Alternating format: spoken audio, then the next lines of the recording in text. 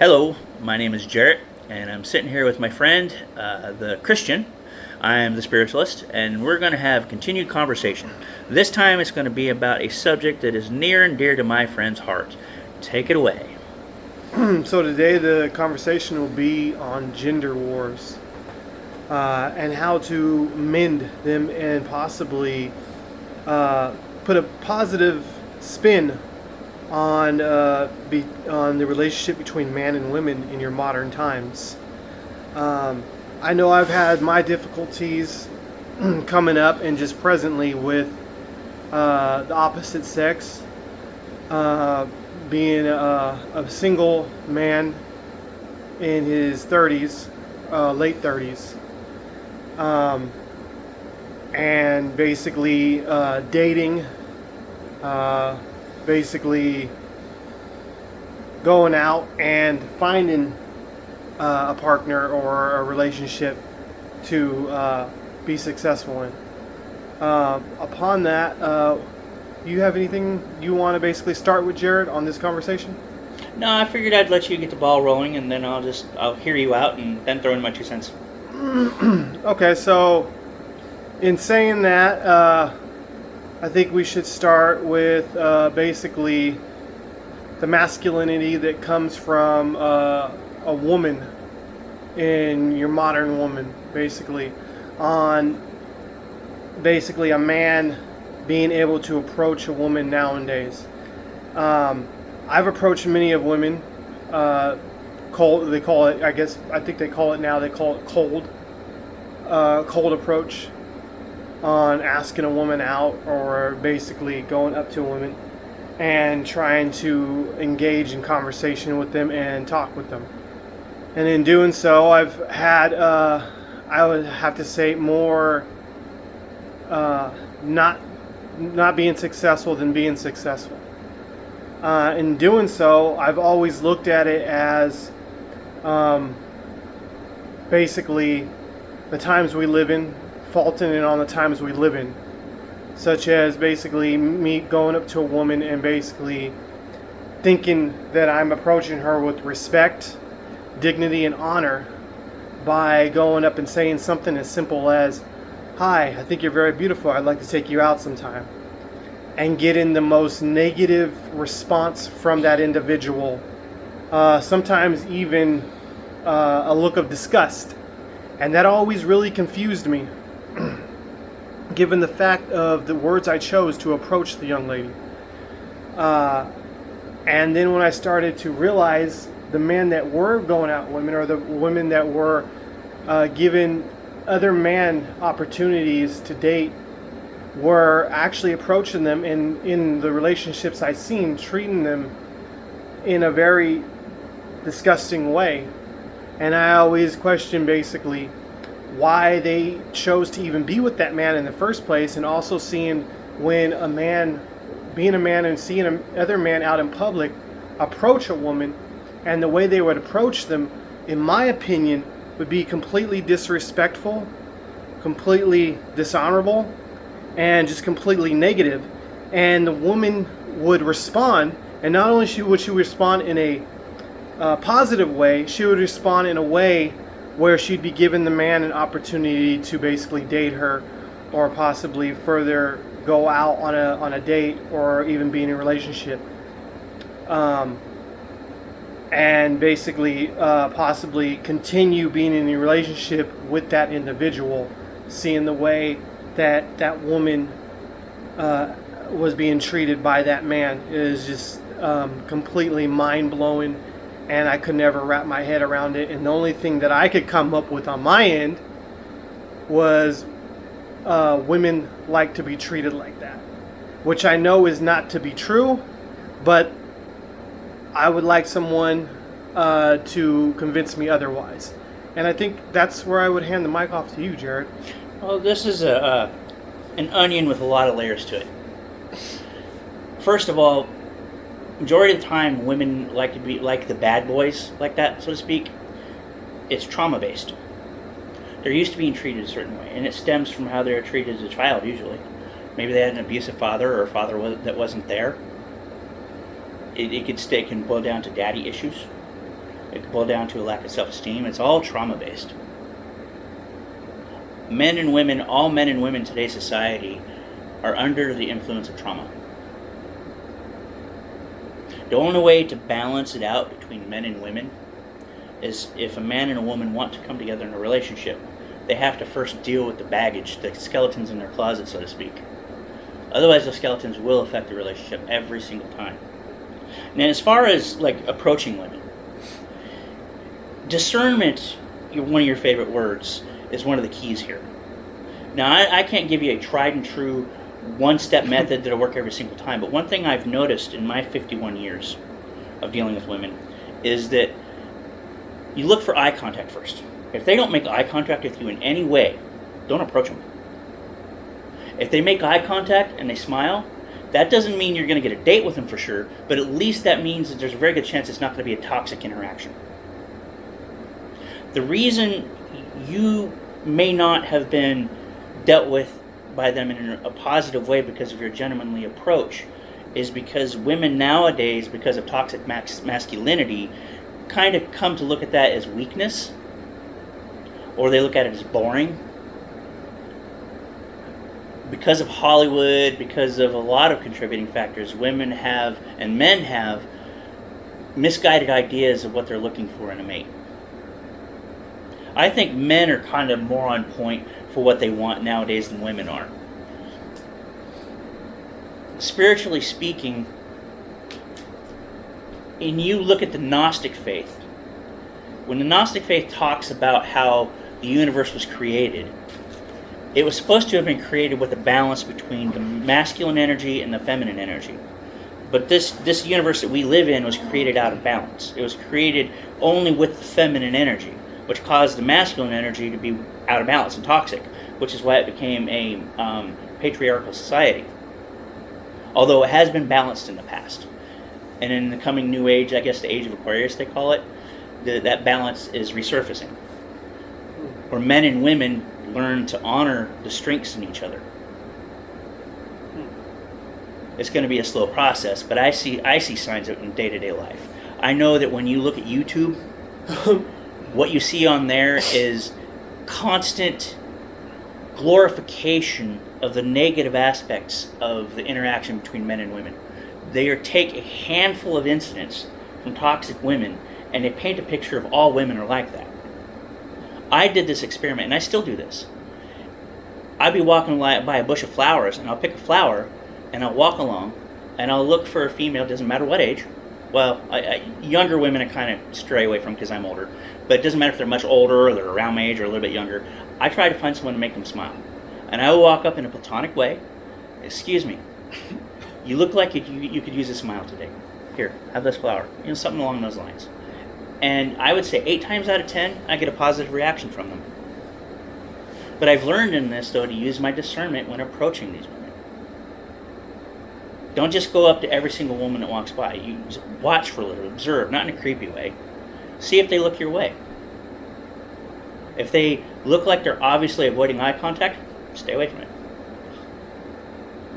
Anyway, this is a subject I could go on with for hours. There's a lot to say about it. Like I said, it's an onion with many layers. There are many contributing factors to this supposed divide between men and women. So in saying what you just said, there's a couple things upon that. What would you tell a young man or any man for that matter of how to? You kind of just basically told it, but in saying that, there's a social norm in most women. I know you said that basically a lot of women it's trauma that they're facing, and that's the reason why they respond to. Basically, they respond positive to the negative man rather than basically the man's acting. I need to clarify something here. I don't mean to say that most women are like that. Okay. Most women, I'd say almost all women, have trauma. Okay. It doesn't mean that the trauma plays out in that way every single time. I don't know what the percentage is. Not all women have daddy issues. Not all women want the bad boy.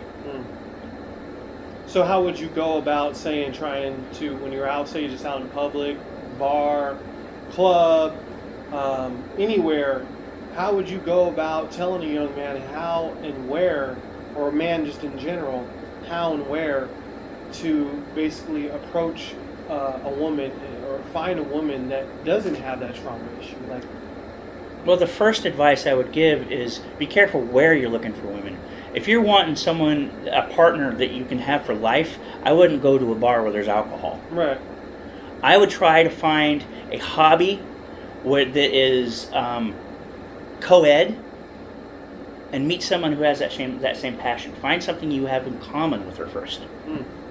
Okay. It can be easier said than done, especially, and it's easy if like you have sports, you like to play softball or something like that, or you like to play soccer. But if you're not athletic, that can be a little bit more difficult. Right. I could say you could go to the library, you could join a drama club, you could go to school, take a class for fun. There are so many single women at colleges now. I was reading a national statistic that said that the number of women currently in college far outweighs the number of men. If you really enjoy that hobby or that passion, though, or the thing is, are you really willing to basically give it up and stray away from it, or possibly not go back to it because you find a woman that you like physically and mentally, and then one day you want to ask her out? Are you willing to basically give up that hobby or that passion? Well, the point is to find someone who shares that same passion. Oh, okay. So why would you have to give it up? Because if you were to basically say you had a hobby or a passion that you really enjoyed, and you were doing that hobby or that passion, say you did like a woman that was doing that hobby or that passion, that was coming there the same days you were coming there, and you guys were conversing, and you decided to ask her out. Sometimes the social awkwardness then going back to that same spot is very uneasy. I think that's overthinking it. Okay. I think that's overthinking it. First of all, one thing that needs to be taken into consideration with men is they're not very discerning. Because it's been made so difficult in the media to date. All these misconceptions have been placed on dating nowadays. The war between the genders, all that. Men have all these fears. And these fears are, in my experience, unjustified. Okay. Okay, I meet a lot of men who are good men who do have these fears, but I meet a lot of women, equal amount of women, who are just as good, wondering where these men are at. But you just use discernment. You got to remember, there's probably only a couple of women in this entire world that are truly for you. Yeah. That means that unless you're really lucky and you meet her right off the bat, you're going to have to kiss a lot of frogs to get to her. So don't just settle for the first thing that comes along. Oh, she's beautiful, so I'm going to marry her. Find that right connection. Find that intellectual, emotional connection first. Okay. Prioritize the friendship. And what would you say to a man who basically has had a woman that he has liked, loved, been in a relationship with, or you can say a man that basically has worked somewhere and possibly got even fired because a woman has made a false claim against him of sexual harassment or advancements towards her? What would you say to that young man or a man? As someone who's been through it myself, the reason that I'm currently in my residentially challenged status is because of a situation like that. Again, I realize that not all women are like that. That's a trauma. I healed the trauma and I forgave. Move on. And you don't truly heal the trauma if you're moving on to the next one and you're thinking about what happened with the last. Agreed. In saying that, too, like, not to basically go back off, because like I said, I agree with you in that sense. But to answer your question, like, I've heard that too, where women are saying, well, we're all the good men. You hear that all the time. And the only thing I can respond to that is that they're hiding. They're hiding because they're scared of what could be done to them in a lawful manner, especially if you're in a more blue state, such as California, New York, any of these bluer states, basically, because the laws go mostly for the women than they do for the men, in my opinion. I'll stray away from the politics. That could have something to do with it in some cases, sure. Again, going back to discernment. Yes, there are women out there that are narcissistic or have narcissistic tendencies, that have this soft power and they can destroy you with words. But you can't live your life based on fear of those few. You got to learn to use your discernment. I would say to young men nowadays, read up on these psychological disorders. That way you can see the red flags in these women right off the bat, and you don't end up getting stuck in a long-term relationship with one. It doesn't hurt you to read up on narcissism or the antisocial personality disorder spectrum. Get the basics. Learn the red flags. Look up some videos on YouTube. What are the red flags for these types of behavior? I do have to say, though, I do totally agree with you, and you just are now making me notice this about women with the looking thing. What I mean by that is, the other day, I'll give you an example. The other day, I was at a grocery store, and this girl, and I've had to overcome trauma myself in order to recognize it, but now that you put it in words, I recognize it. And that is, I thought when everybody was staring, when anybody's staring at me, it was because they were plotting to do harm or anything like, because of my background, where I grew up at and whatnot, and what I went through. So I always thought somebody was plotting. And now, I think I've noticed that for the last 5 years, is when women are staring like that, they actually are into you. They like you, but they're not going to approach you because of the fear of rejection for them as well, because they have that as well. I'll say one thing about the eye contact. It doesn't always mean they're interested. What eye contact says at a glance is that at least this person is a little bit more outgoing than the other women. At least this is someone who's approachable. Okay? So I look at it that way first, and then I dig a little bit further to determine whether there's interest or whether she's just friendly. Okay. Only conversation can really determine that. Right. Yeah. Like I said, I noticed that a couple of days ago when I was at a grocery store. This girl was just glaring, staring a hole through me. And then it's not until I left the store that I realized that she was staring at me, checking me out. And I was just dumbfounded that I didn't realize it in the moment. I knew she was staring at me, glaring at me for some reason, but she was staring a hole right through me. And this is touching on another subject that ties into it. That's interesting and is not, I hear, addressed at all. Okay, remember how you and I were talking about possibly you being on the spectrum? This ties into that. Okay. And anybody who may be neurodivergent in any way, we don't read social cues the same way as neurotypical people do. A lot of us people who are on the spectrum have no clue when a woman might be interested unless they come up and just tell us. Yeah. If they throw out hints, more than likely we're going to take if it's like a joking hint, we're going to take it literally. Yeah. And I think that makes it a little bit more of a challenge. I would say in that instance, like if I were in a dating pool right now, I would try to meet other women who are neurodivergent. There's some very intelligent neurodivergent people out there. And wonderful people. For me and for the audience that aren't intelligent enough to know what that word means, what exactly? Neurodivergent is when you are, let's say, autistic or you have ADHD, when you have what they call a disorder along those lines. Okay. I have to look up the literal definition. I don't know. I just know contextually that's how I know it to work. Okay. I think I explained it last time. I know a lot of my words via context. Right. So neurotypical is someone who doesn't have any of these disorders. This would be the average person. Okay. So whose brain works in the average way. And say such as a person as myself that has noticed all these things that you're talking about and has acknowledgement of them, basically dating and whatnot, and has a problem with playing the games that have been created by society in order to basically converse between men and women, and don't want to play those games, what would you tell that individual? Okay, let me re-sum up this question, see if I got it right, because I kind of spaced out there for a second. Okay. So you're saying you're approaching a person and you're wondering how to broach the subject of, say it again? So basically what I'm asking is, say a person that has acknowledged everything that you have said through this conversation and does not want to play the games that society has created to converse between man and women, how would you tell them to go about basically talking or basically even engaging in a conversation with Be yourself. Be yourself? Just be authentic. Oh, okay. That's the best thing you can do no matter what, is just be your authentic self. Okay. So don't conform? No. Okay. Absolutely not. Okay.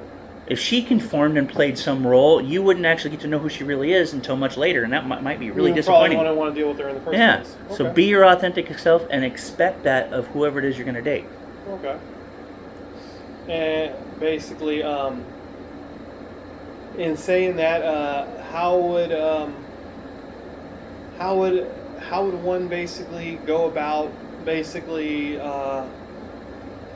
say basically going to places? You said basically finding hobbies, passions, like sports, if you will, to find meet women and then basically converse with them in that type of way. Yeah, there's also you could go online. Like if I like to study psychology a lot, so I can go to Quora.com, Okay. which is really good at stuff like that, and I could start up a chat with somebody in the channel, and maybe something could go from there. Oh, okay. Because there I've got people who have common interests, and we could have some really interesting conversations, so that'd be a great place for me. That's an idea. You could find a site like that, or I don't really like the dating sites so much. I don't think they tell you enough about the person. Yeah, that's what I was going to say. I've been on pretty much every dating site that you can think of. From Plenty of Fish to Tinder to any dating website you can really think of, I have a profile on. And I have never got any swipes or any likes, anything like that. Nothing. Not one thing. Facebook dating, all of it. I've been on all of it, never got any type of responses from anybody. That's because the kind of people you're looking for don't go on sites like that. The kind of woman you're looking for, she's not superficial and shallow. And I'm not trying to insult those people, but that's typically what you find on those sites is very superficial, shallow behavior. People wearing masks. People are very, very, very rarely genuine about themselves on those places. So I would also give people, a young man or a man, the same type of advice is if you're dating or you want to date, do not go on to dating websites. They're completely pointless. In my opinion, and you can give your opinion after I say this, I think that dating websites are geared towards women. They're not geared towards men. To basically help find dating. And in that sense, too, I don't mean geared as finding someone. Finding someone. I think they're just geared towards women as far as basically sexual pleasure. Basically getting the woman what she wants sexually. Men, I don't think men are going to get anything from it. Sexual pleasure, dating, nothing. Nothing's going to come out of it. Well, in my opinion. You're reminding me, see, what you're talking about is a very worldly way of looking for a mate. Yeah. I'm a spiritualist. Okay. I believe in having God help me with all these things. I go to God for everything. So I just go, if God is going to point out my soulmate to me, it's going to be in God's way. Yes, I agree with that. So I just start manifesting, and I leave it in His hands, and go about my life. I've learned to do that just recently. But see, here's the thing. God could use any of these things as a tool to set you up with a mate. So you can't really say that would never work for you, because you never know. It could be your soulmate decides one day, you know what, I'm just going to try this for shits and giggles. And then you do it. And then God sets you up right then and there. Even though you're two people that likely wouldn't go to a site like that. You just never know. The point is to do it in a spiritual way. Do it with God. That's the only way you're ever really going to find a true mate that will last, is if you do it through God. Yeah, I've basically come to the reality of if He wants someone in my life, He's going to put someone in my life. And that goes for everything. It goes for relationships, it goes for friendship, it goes for work partner, it goes for everything. Everything. This is a great topic to talk about. That's why I wanted to talk about it and have a conversation about it and make a podcast over it. But as far as me and myself, that's the reality I've come to with that. But in talking about it, these are my opinions upon it, of doing it for all the years I've done it for, and then basically coming to the realization of that. Basically, if God wants someone in my life, He'll put someone in my life. I don't have to go search for it. They can literally come knocking at my door. So that's my realization of that. Although there is something to be said about the lessons you can learn from the dating experience. And what's that? You can learn a lot from it. I'm not going to get into all the things you can learn from it, because right off the top of my head, I can't think of anything. I just know there's a lot you can learn from it. But you yourself, you grew up with a lot of women in your household, so you probably learned a lot of those lessons just growing up with all the females you grew up with. Yes. I grew up with pretty much nothing but females in my household. But I'd say for a man, or for a young man who grew up in a household with predominantly male influences, dating would be helpful, because then you learn a little bit more about human nature or female nature, which can be helpful when you're walking into a long-term commitment. It's not always necessary. You bring up a very good point there, because I realized like you said, growing up in a female-dominated household and growing up in a female-dominated family, that's probably why I stayed out of relationships for so long, because I was able to see the red flags before they even happened. And given the fact that I was able to see the red flags before they happened, I strayed away from them immediately. Could have been that. And I'm probably just now realizing that as we speak. Which is, we were talking about the term of gaslighting. So you probably just had a natural understanding of what gaslighting was just from the way you were brought up. You saw the tricks that females could play, and you had an innate understanding of gaslighting from that. Yes. Yeah, because like I said, I'm the kind of person that doesn't tolerate any type of nonsense. As soon as somebody starts basically coming at me with unlogical behavior, I immediately ignore them or I don't feed into it. And it's either one or the other. And I basically am straight honest with them because that's showing them love as well. And I do love all my family members and friends and so on and so forth. So I won't put up with it from anybody. I'll basically straight, right then and right there, correct them. And a lot of people don't like it. Some people love it. Some people hate it in the moment, then come back and thank me for it in the future. And in saying that, I don't really think there's any more to talk about it on this subject. Is there any other subject you want to cover? We're about 25 minutes in. 25 minutes in. Nothing I can think of right now. Okay. Yeah. So short and sweet. Short and sweet. I think we should probably will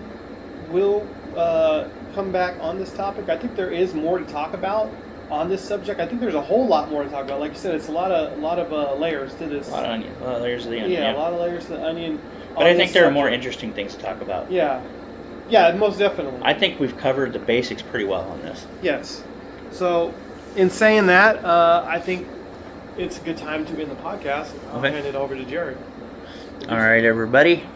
Thanks for tuning in. And, TTFN, as Tigger would say.